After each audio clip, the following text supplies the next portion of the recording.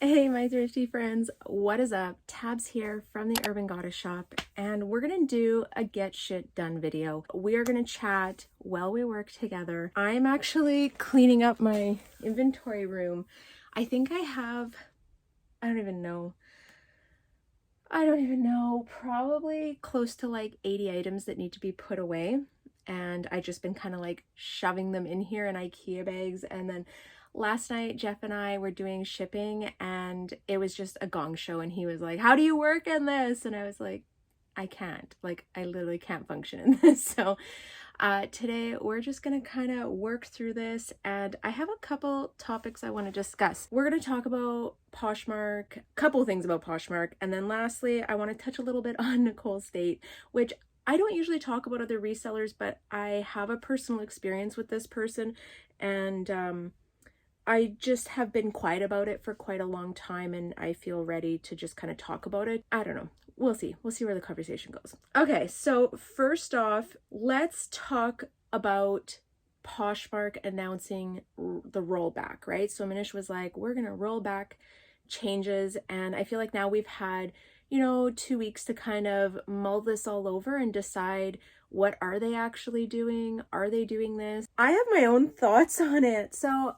I think what he meant was that they were going to roll back the kind of like the search changes that they were doing. I'm just going to turn this. I think they're rolling back the search changes, but I don't think they stopped with A/B testing. And hear me out. This is my reason why. So sales have been pretty good. I really cannot complain on that part. I have been upping my listings and just being really selective on what I'm sourcing. Basically, all the changes I've made in the last 5 months since they made these changes, I'm just going to keep doing. And it's kind of resulted in my ASP going up. I don't have to source as many items. It's been working well, so I'm not going to do too many changes in that way. But what I have been noticing is like the hot and cold. Some days there's like a ton of likes, there's, a ton of activity, and then like other days it's like dead quiet. And I find that very unusual because it's on days that I'm like, this should have been a busy day. Like, this is typically a day when people are on their phones. It's the end of the week, and it was like really quiet. It was really weird. So I think they are rolling back search, and we have to keep in mind Posh search was never fabulous. It was never like optimized. It was never an eBay search algorithm. It was always kind of broken. And I think that's why they were trying to fix it and they were trying to figure it out. Their search is based on like activity, right? So the more you share, that bumps it up rather than being like a specific search for a certain item. Their search is based more on activity on the app. And I think that kind of plays with it. But in one hand, we all knew what to expect. You know what I mean? Like, we knew that if we shared our closet umpteen times a day, that would push our items up in search and that our items would sell. So it was easy. Once you figured that out, it was pretty steady to make sales, right? So I think in that sense, they rolled it back to more favor sharing. And I actually like wonder if Neighbor was like, "Yo, Posh, you need to fix this issue with your community." Who knows? Like, it's such weird timing that all this stuff happened. And then they announce that they sold, 24 hours after Posh Fest ended. It was just really weird timing. I have some thoughts on that whole situation. And I'm telling you right now, and if I would have gone to Posh Fest, it probably would have cost me about $1,500 Canadian. The dollar is really bad right now, the Canadian dollar, so I would have definitely got hosed on exchange rate. Plus, it's just expensive for us to fly way down south. Hotel, food, like everything going on, it would have been a very expensive weekend.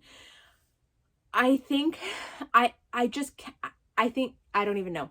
I think it would have been I would have been so angry if I would have gone all that way and then they would have announced, "Hey, you guys are right. We have been playing with everything that we were denying, we were actually doing. But guess what? We're going to do you guys all a favor and we're going to rewind this and we're going to go back to how it was."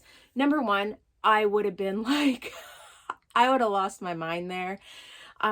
Second of all, if I would have spent all that money, flown back home, arrived back here in Canada, and the announcement came out that they sold, that would have just put like salt on the injury. I think I would have been even more mad that I spent all that money to go to PoshFest for them to announce that all our suspicions were right, and guess what, we're going to go back, but here's your new features. I'm not even going to comment on that. And oh man, I just, like, so much reflection happened that week, and I was like, I'm just so happy I didn't spend all that money to go. And I am so sad and heartbroken for the people that did, that really felt their trust was broken, right? And what about the shareholders? What about the people? I'm just gonna bag this sweater. What about the people that trusted Posh, that believed in Posh, that bought shares at $42 a share, and then were asked to hold on to their shares even when the prices were dropping, right? To show Posh love, exactly how Manish uses it. And then for them to be like, guess what? We're doing you all a favor. You made more, you got more money. Stock was down. Now you're getting bought out at $17. We're doing you a favor. I just can't imagine. Like, I don't even know how the words come out of their mouth sometimes, and they think that that's okay. Like, I don't know. It doesn't sit well with me. And oh man, I feel like I've just been really negative when I talk about Posh, but I just have a lot of really not good feelings about it. And yeah, they're just an app. I try and limit my Posh love because it's not reciprocated by Posh. It's just us. They're just trying to ante us up and get us rallying for them and stuff, but it doesn't feel like it comes back to us. And maybe our love language and Poshmark's love language is different, but the connection isn't there anymore. So I do think that they are trying to roll back that search, because I have noticed an increase in sales and things have been like starting to return back to more predictable. But I still think that they're doing A/B testing. So even though they're like fixing the search, I still think they're like playing around with things in the background. And that's just looking at the consistency on the app. And I find when you list very consistently and you sell consistently, you know what to expect on the app, and you can tell when things aren't running. So yeah, no complaints on the sales there. I'm not discrediting that, but I still think that they're doing something else. And I'm also really, really excited about Naver buying over. And I know there's been a lot of mixed feelings, and they're like, this is the end of the app. This is not going to end well. I have a bad feeling about this. I encourage you to watch a video. His name is Albert, and I think he's from One Shop or One Stop. It's like an automation service, but he did a really good video on his take. He's obviously much more educated than I am in stocks and business takeovers and things like that. He's also Korean, so he has his own insight into the culture and Naver itself. And I'm going to drop a link down below. I really think his video is good to watch, and it'll kind of give you maybe a breath of fresh air of what could possibly happen. I still feel really positive about this. I think it's going to improve the app 100%. This is what Posh is lacking, and I think they have the knowledge to make things better. Now, Posh could totally change into something that we don't even recognize in a year, right? And maybe something that doesn't work as a reseller necessarily. And I do believe that, like, this is the point. Like, I've been saying this all year, but I think we need to diversify. You need to have your eggs in multiple baskets, and you need to try and make it a go on other platforms. Because if something were to change, or what if Naver were to take over and they're like, we have to shut the app down for a month, we're going to do a total revamp. What would you do with no income for a month, right? If your sole income was on Poshmark. I'm not saying this is going to happen, but I'm just saying, like, if something were to happen to the app, would you lose your entire business, right? And this is where we have to start pre-planning, and maybe everything goes totally fine. And that's just, I always say, like, worry is the biggest waste of energy, right? Because you're hypothesizing an event that never happened. But I do think there's healthy preparation, and there's a difference between worrying and healthy preparation. Worrying is when you don't do anything about it. Healthy preparation is when you're like, okay, things could go sideways here, and I'm going to plan for this. So that's kind of where we're at with our business right now. Expanding over to Whatnot, trying to do the live sales there and bring in extra money. I was like, I'm going to cross list to eBay, and I do it for 1 week and then I die off on it. See, here's my issue sometimes with cross listing eBay. I know I can make sales on eBay, but a lot of the stuff that I sell so quickly. My sell-through rate is very good that I spend more time trying to keep track of deleting off of all the apps or all the reselling platforms, that it gets very frustrating for me. So I try to list things onto eBay that I think aren't going to be quick sellers on Poshmark, but I've had a lot of really good quick sellers on Poshmark lately. So expect that I'm going to start listing back over to eBay. I have to do it. Like, I don't know. What do you guys think? Are you diversifying right now? So I want you guys to drop in the comments, and I want to hear what you think about, sorry, I'm looking at my notes as I talk, about the rollback, but also maybe A/B testing still happening. Also, what are your thoughts about this whole Naver buyout? Now that you've had more time to think about it, maybe read some more information, because I think we all, expressed a lot of our concerns or excitement on the very first day that we found out. But now that we've had time to like reflect, absorb some information, what are your thoughts on this? I'd love to hear. Not everyone's going to agree with me, and I'm totally cool with that. I'd love to hear what you guys have to say. Okay, so the next thing I wanted to kind of touch on was Nicole State. And I don't like talking about other resellers, but I know that there's been some stuff kind of going on. I had seen through Instagram and YouTube, obviously, that there was like a fundraiser that was done in a Whatnot show, and the money was not sent to or allegedly not sent to the organization, and then it was sent after she was called out. And to be honest, it doesn't surprise me. I used to be a really big supporter of Nicole State. I really looked up to her. I was very excited for any interaction I had. I watched all her videos. I absorbed her content.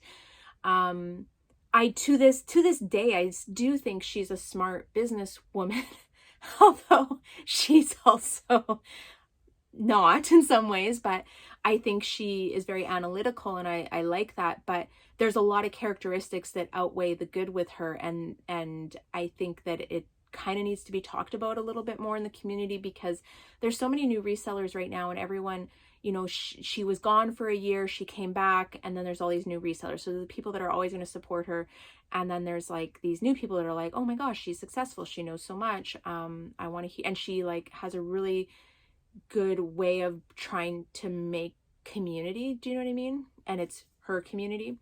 But so I was in a YouTube course like a year and a half ago, and it was just about like reseller YouTube and how to grow your channel, how to like build the basics in your channel, how to record videos, how to edit. It was like very, very good for getting started. And we would have guest speakers. So we would have people that would come in on Zoom that were big YouTubers that would share their experiences, how they look at things. Like they would just dive in. It was so awesome. I absolutely loved it.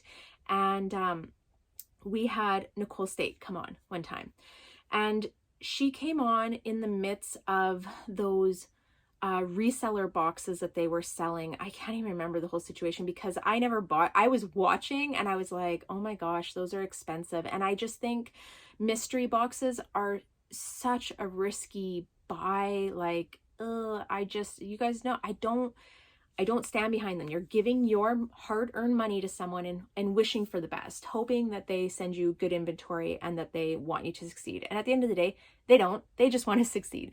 They want to make money. And I'm not saying there's not good reseller boxes, because there are, and I know people that send out good ones, but I think it's a very big roll of the dice, and not a risk that I take anymore. So anyways, she was coming on to our YouTube Zoom to kind of talk about it. And right off the bat, she was like, if I could change things, I never would have started on YouTube. It was like so negative. And she was like, you're wasting your time doing this. I'm going to be stepping away from it soon and I'm done. I never want to come back on here. It was like so weird, because we were all like, we had questions prepared. I was like one of those people that was like, oh my gosh, how excited is everyone? Nicole's coming. And like, there was a lot of mixed feelings. And I was so let down. Like, I had a question and it was like, how do you prepare for videos? And she was like, I don't prepare for videos. I don't work on my thumbnails. I don't care about SEO. It was like all these things. And I was like literally like, you're lying to me. You totally do all this stuff. You hired a videographer like a year prior and had someone following you around recording your videos. How can you sit in this Zoom call and lie to us? And other people had prepared questions. And again, it was just always like, nope, I don't do that. I don't believe in that. It was just so weird, because we knew that she was lying to us. She also picked apart a couple people. She was like, yeah, I know who you are. I've seen your videos. And it was like, I don't know. She just had some really mean things to say to people that, I think it was just, yeah, I don't know. It was just a really bad experience. And, it wasn't a very long call. She left. We were all like, what happened? And it was like in that moment that I lost all respect for her, because I just couldn't believe that like it was like two different personalities. It was just weird. And then literally like 2 days later, that whole mystery box thing blew up, where they took people's money and didn't send out boxes, and they were skimming boxes. And like, I don't even remember what it was all about, actually, because I don't care. But it was like another thing. And I was like, yeah, I'm done. And I knew people that had bought her courses that were disappointed. I knew people that had other run-ins with her that were disappointed. And I was just like, okay, I get it. So she disappeared for a year, we'll say, then came out with a video on YouTube. And now she's back full rolling again. And I just sit on the sidelines. I mean, I refuse to watch her videos. I refuse to give her ad revenue on YouTube after what she said to us. And I don't hop on her content, but I saw a different side to her, and I think she's really good at putting that mask on. And if you are a new reseller, I just want to say, like, be careful.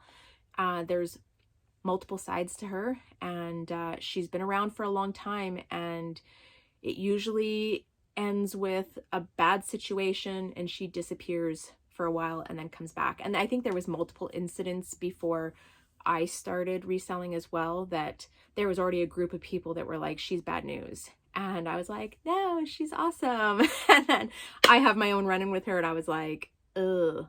So yeah, I just wanted to touch on it because I never talk about it. And I've been watching, and I've actually seen a lot of new people that are just like gravitating to her. And I just want to say, be careful. Just be careful, right? Choose your tribe carefully, right? Who you surround yourself with is who you become. You are the sum of the, what is it? Like, there's like a saying, you're the sum of the top 10 people you associate with. Do you know what I mean? So be careful who you associate with, because that's really who you become.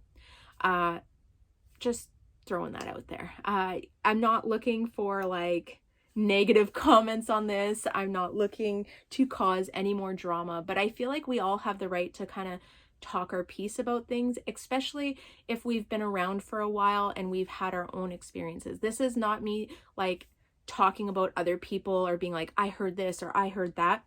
I'm just telling you the facts of the situation that I was in with her and how it left me feeling and the impact that it had on the group of us. And yeah, I don't think anyone in that group supports her.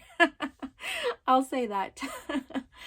Okay, so enough with the bleh. And I have one more thing I wanted to talk about. So there was a comment the other day and someone was like, I sell Eddie Bauer. I always talk about it. It's like one of my bread and butter brands. And someone was like, I don't know how you sell it. I can't get more than $10. And I wanted to dive a little bit more into this. So when I shop for Eddie Bauer, there's a couple different things. Like, I know they sell it at Costco. I know there's certain things. Like, I like their sweaters. I like their good quality sweaters. I like their good quality jackets. You can tell the difference between the Eddie Bauer that's like mass produced for stores. Like, I think someone said they sell it at Kohl's or Target or something like that. You can tell the items that they're selling in those stores and the items that they've reserved for the Eddie Bauer store. And what I like to look for is I typically look for like the Visco girl. So I want nice, depending on the season, the tones and the colors. I also really like vintage Eddie Bauer stuff. They have some really good wool blend or 100% cotton crew necks. I also look for like oversized, things like that. And yeah, I don't pick up the pants and the shorts as much anymore, but definitely their sweaters and their jackets. Their jackets still hold value too. I think if you are passing on the jackets, if you're seeing like down-filled ones, I would grab them. I would definitely grab them. But yeah, when I saw that comment and people were like, I can't get more than $10, I was like, well, you got to be specific, okay? Just you have to be specific in what you're picking up. I agree. I sell a lot of things that many people say they can't sell for what I sell, but I also am very specific on style, trend, and color, right? So I always say brand isn't everything. You can't just pick up something because of the brand. You have to know who you're shopping for and what type of items that these people are looking for. So the shopper that's buying this Eddie Bauer sweater for, I don't know what it's sold, $40 or $45, they may not even care that it's Eddie Bauer. They may be paying for that item because it was 100% cotton knit, which we all know cotton knits are like so nice. And it was a nice deep red burgundy tone. It was a bit oversized, so it could be worn with like leggings and a beanie and kind of given that, what is it, granola core? I like looked it up on Pinterest. It's like granola girl. It definitely had that vibe. So that person may not have been paying for the brand, but also just paying for the style and the trend. So yeah, when I'm shopping for Eddie Bauer too, there's a lot of things that I'm looking for style and trend, not necessarily just picking it up because it is Eddie Bauer. But I wanted to say that because I feel like there was more to it than I could share in a comment. And I'm sure other people see my Eddie Bauer sales and are like, how the heck is she doing this? And these are the things that I look at. For me, reselling is more, and I always say this, reselling is more than just brands. It's selling a style. It's selling an aesthetic, right? So I have like an avatar for my closet. I know this person. I know what they're shopping for. It's someone that's actually similar to who I am. And I know the colors, I know the material contents, I know the look, the vibe. I know what items they want to add to their closet. And those are items I'm looking for. I do have a section of my closet where they're like just bolos, they're brands that I know people are looking for, style trends, whatever. But there is like a section of my closet that's for this aesthetic. It's for this person, this girl, what she's looking for, and I'm always looking to add items to that. So I hope that helps you. I hope that gives you some food for thought when you're outsourcing and you're looking at some of these items and you're trying to decide if it's worth picking up or if it's an item that you could put in your closet and sell. Generally, when I'm outsourcing now, I am looking for items that are selling for a minimum of $40 to $45. If I think an item is going to sell for less, if I'm picking it up, it's more just to bring people to my closet, but not something that I'm interested in carrying a lot of. Or I might have a couple items in my closet that are lower cost, just to even it out for the person that wants to shop in my closet or support me, but doesn't want to spend that much money. And that's totally cool. But generally, yeah, I'm hoping that items are selling for over 40. Doesn't always happen, but that's what I'm hoping for. All right. I got one more IKEA bag to put away, and I'm not really good at working and talking. I find I'm very passionate about my thoughts. So I'm going to continue working. We are at 25 minutes. Once I edit, it's probably gonna be a little bit less than that. I'm gonna finish up putting this stuff away, and I hope you were able to get some work done. As always, drop down in the comments, share your thoughts on any of these topics. If there's anything you want me to discuss in the future, let me know. I'm happy to share my thoughts on things. I like these informal videos because they really give me a chance to kind of like express what I'm thinking in a non-formal manner, if that makes sense. Okay, guys, thank you for tuning in. If you're not subscribed, make sure you tap that subscribe button, and I will see you guys next time. All right, wishing you all many sales.